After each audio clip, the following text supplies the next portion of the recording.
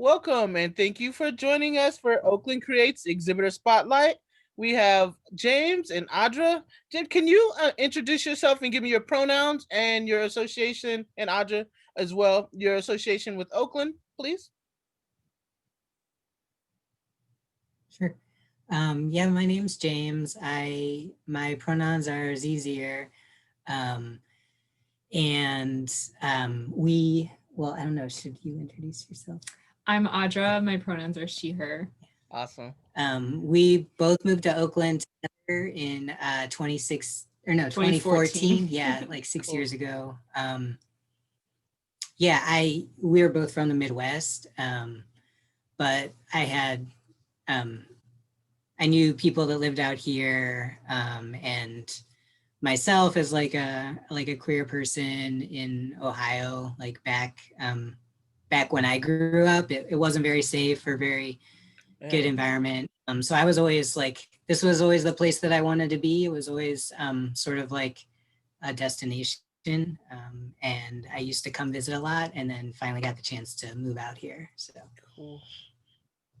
How about you, Audra? Well, we moved out here together. So I didn't have quite as much background with the area, but it was always kind of like a dream to be in the Bay Area. And I visited a couple times, and I just loved it out here. And okay. I don't know how people survive in snowy places, honestly. I don't know how I did it. I don't know why anyone lives there. I support them, but I don't understand. Either one of you can take this first. I want to give both of you your answers. But so, what connection or how did you start making zines or even art? What inspired you?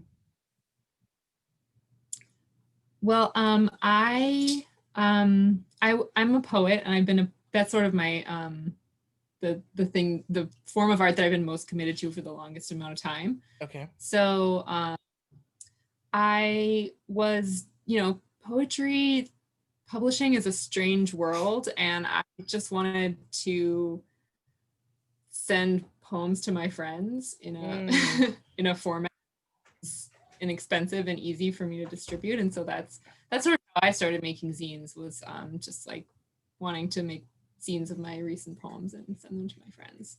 Cool. Yeah. And for me, I had made some like a long time ago, back when I was young. They were sort of like, I guess, like political, kind of like feminist, queer kind of stuff back then. Back in the 90s, yeah. But then I didn't for a really long time, and I actually hadn't done much art at all for a really long time. And then I started drawing about 4 years ago. I started taking lessons and kind of committing myself to learning it. I think before that, I thought like art, like people either were good at art or like weren't, and like it wasn't. I didn't realize it was something that you could learn. I thought I made things, but they never really turned out the way I liked or wanted them to, and so it was frustrating. But yeah, so I started drawing a couple years ago. She convinced me that it was something that you could learn. I was like, they have classes. Yeah, you can sign up. Anyone's allowed to. Yeah, I agree. I totally think practice makes perfect. Anybody can draw. It's not, Yeah, so like once I started doing it like really regularly, I could see my progress, and then that was really motivating. But also it was a way that I was using to just like explore and like a lot of like emotions and things like that I didn't have language for and stuff yet. But just deal with like through the creative process. Cool. And so when you talk about your not having the language to explore certain topics, so what typically is your muse? What are you wanting to express? What areas? Like with my zines, I talk about my health, or talk about my physical health, my mental health and wellness, and racial bias and stuff like that. So what are your, what draws you to, what expressions are you presenting? Yeah, for me it's like challenges like understanding my identity as like a queer and trans person, like having gone through like multiple transitions over my life. I work a lot with like memory, and I'm really interested in, well, I do database work for my job. Okay. So I'm really interested in like how to organize information, how to collect memory in ways. So I'm like, have a pretty extensive personal archive. So I like to draw from like photographs, draw from like my personal archives, and like kind of the things about memory that I obsess over through my Mm, processes, like I'm working through in the page, and like ways of seeing things that like seeing things in my past that I didn't understand yet, about the ways that I was trying to figure out who I was and stuff like that, I guess. yeah. So we work in similar ways or certain similar ideas. Like I'm definitely processing a lot of my childhood, a lot of my youth, and a lot of, like you said, emotions that you're just Mm, now at this age being able to understand what any of it meant. So yeah. it's interesting to Yeah. watch your development too, because for me, it's very like terrifying to expose any of my emotions or any of my personal feelings. So you're pretty Yeah. brave to put that out there. And anyone who talks about their inner workings, I feel like kudos to you, because it's such a huge struggle. And I see you just Mm, dive right in. Like I'm literally sit on. Well, you watch me draw it, but then I sit on it mm, for at least several months, several a couple years. Some of my projects, mm, and it's like definitely cathartic. Like typically cry through the whole creative process. It's oh really yeah. good for you, but it's really tough. What about you, Atra? Well, I feel like, well, something that I say about myself sometimes is that like here's my body, and like my consciousness is like right about here, like floating Mm, in the air. And so like for me, the creative process, especially, well, for some reason, I guess maybe especially poetry, because that's my main thing, is that it is a sort of a process of like figuring out what's going on in there, like what's Mm, she doing, how's she feeling about things, I don't yeah, know. yeah, And so, when I'm writing poetry, often I'm just like noodling around, I'm just like making up stuff and saying weird stuff and making jokes, and then I go back and look at what I wrote, and I'm like, oh, mm, that's how she's feeling, okay. yeah. mm. Uh, do you feel So like that's you? Go ahead. I'm sorry.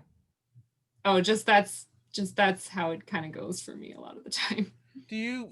I often, when I write poetry, sort of not necessarily intentionally, but end up talking in coded messages. And do you feel like you're able to get away from doing that, or do you like doing that? Like for me, it works, and I feel safe doing that. But then also find a rhythm and a pattern in the language.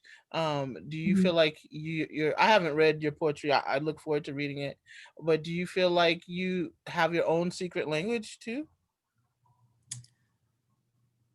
um Maybe, but it's almost like I don't know it. Like I have to go Mm, back and be, what did I mean by that? okay. Um, but then there are times when I have written something, and at the time I knew exactly what I meant, and then a little bit of time goes by, and I'm like, where did I come up with that really weird thing that I said? Yeah. So it's like the idea of like code and meaning, and like how the meaning like separates out from the words, or like joins together later. It's like a weird, fluid Mm, situation. Yeah, I always feel sometimes if I'm doing it right that I'm channeling and it's not even me. It's just like, the universe or energy or whatever you want to call it, just letting it mm, come through me. Even with painting, my most successful paintings are when I'm not conscious and I'm just letting it Mm. happen. So, yeah. mm. Then you guys, do you feel like um do you feel like you are seeing enough people doing the work that you want to see, either here in the Bay Area, or there's space um, for you being held somewhere or not? I mean, for me, I didn't So that's why I started Oakland Creates. But how you feel Mm. about that? Well, I feel like I'm just sort of dipping my toe in a little bit. Like I'm sort of like, is there space for me here? Like, is this Okay. the space that is the right one? Right. Because yeah, I feel like I have not had like a super strong local um, uh, connection to the art community Mm. thus far. Okay. I'm a little shy. Yeah. It's Yeah, hard. It's hard to find. yeah, yeah.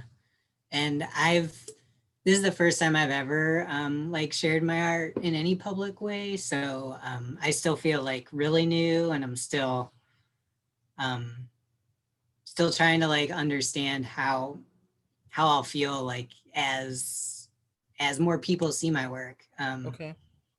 Like I want that kind of creative community, but I'm still scared of it. Right. Very vulnerable. Yeah. Right. Yeah, but I mean, I think if anything, like I see the potential here. I see this as the place where there is that potential that like I never would have felt safe like this in the place like where I came from or Okay. something like that. Cool.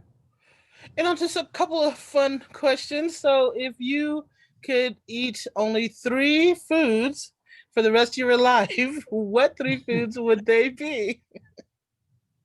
Some people struggle with this. Some people rattle it off the top of their head pretty quickly. So, Well, I know what my go-to is, and that is lentil soup. That's been my favorite food since I was a little kid. It's like nice. my grandmother's like old Italian tradition. So that's like a standard. Three. What do you think? Um, I think that I will be all right with broccoli, macaroni and cheese, and chocolate. Awesome. Okay. That's not, Do you have two Nice, more? nice rounded out. yeah. But I would be in so much trouble because I'm lactose intolerant. But you go.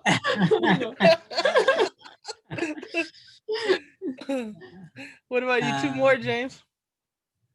I was gonna say chocolate too. I like dark chocolate with cocoa nibs in it. That's my favorite. Okay.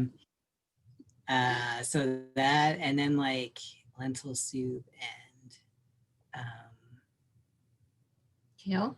I was Oh, yeah, kale's well in the soup, kale's though. in lentil soup though, so Nice. maybe And then arugula. arugula. Yeah. Ooh, Yeah, I'm into arugula. very healthy. Yeah. So if you also this is a limited one too, excuse me. If you were stranded on a deserted island and could only bring three people, which three people would you bring? Yeah. Okay. Safe. Good answer. Yeah. Oh, what a sweetie. I guess just James and our two dogs. Nice. Okay, that's a safe answer. Yeah. It's hard to choose from among my friends. Yeah. So Yeah. A lot of people saying they can't leave out family members, so they go straight to their pets. Yeah. Well, same for you, or something different. Kind of the same. Yeah. I mean, Good answer. if it would be, what was it? That's a good answer. Yeah. Like you can't really not say. Sitting right next to the person. It's Yeah. gotta... Yeah. I mean, we're basically on our own desert island here right now, and We it's working all out. are. Oh my God, right? So, yeah. yeah, no complaints. Cool. Yeah. Thank you so much for joining me, and shout out your social media so that folks can find you online. Oh yeah.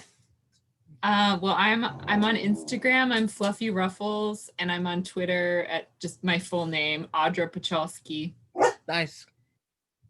And I'm on Instagram as Original Gaylien, Gaylien, and there's a little link to my order my zine form there. Awesome. But Go ahead. What are you gonna say? Do you have a Twitter? well, I Or? need to make like an actual website, but that's all I have right now. That's cool. That's cool. We'll hook you up with that. We'll figure that out later. So thank you so much, Well, and I'm gonna stop the thank you. recording now. Thank you.